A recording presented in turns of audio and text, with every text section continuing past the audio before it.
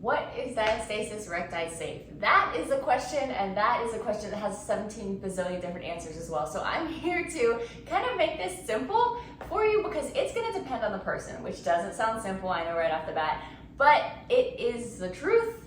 So when you see those lists of like 5 diastasis recti safe exercises, take it with a grain of salt and always be wary, because when it's a blanket statement like that, it can't be true, because everyone's core function, everyone's level of needing for healing, everyone's level of progress and where they are is going to be different. So we're all going to be on different levels. We're all going to be able to do different things well.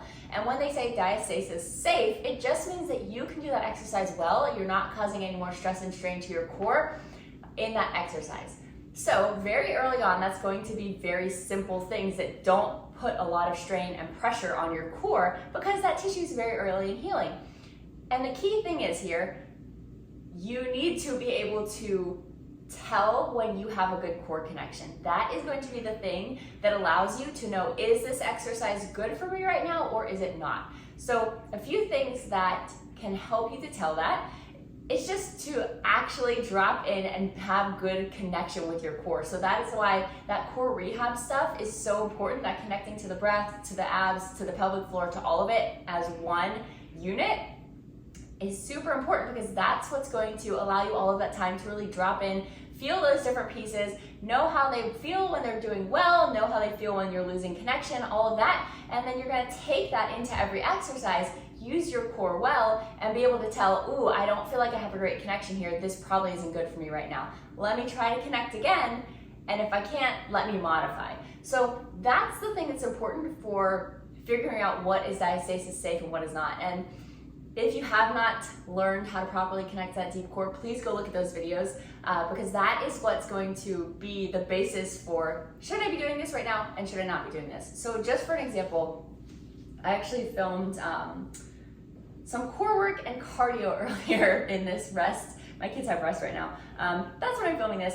And I was doing some plank movements, and since I'm only 4 months postpartum, I was like, you know what, this isn't good for me right now. So I brought over a chair and modified it. And those are the kind of things that you need to be able to tell for yourself to really be your own advocate for what's good for you right now, what's challenging but doable with good form. So for example, when you're early postpartum, you may be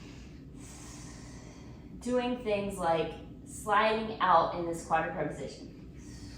You may just be doing one leg at a time, keeping it on the floor.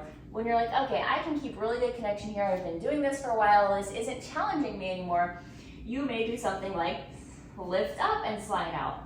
But at some point, for someone, you may feel like, oh man, I don't feel like my core is in a good connection. You can test it, you can feel it.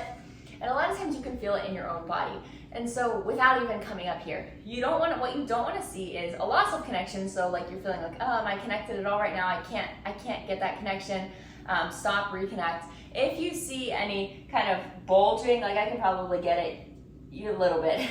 You're kind of bulging, almost more like a football shape, like your abdomen becomes kind of football shaped with that little bit of a rounded point at the middle. You're not connected well. If you're feeling a lot of laxity, like laying on your back would be more of an example of that, because you won't feel it as much when you're facing the ground. That would be a good example of not being connected well. There's lots of ways that you can kind of feel that, but just know that you need to be able to feel in your own body, and you need to be practiced, and you need to be knowledgeable about your core, and you need to be in charge of your own progress, right? So that you can say, I need to reel it back, or I need to go forward and push forward. So that's something that's super important for this, and I guess that's pretty much the main thing that we need to know and be aware of when you're determining, is this diastasis recti safe? Because is this diastasis recti safe is an individualized question.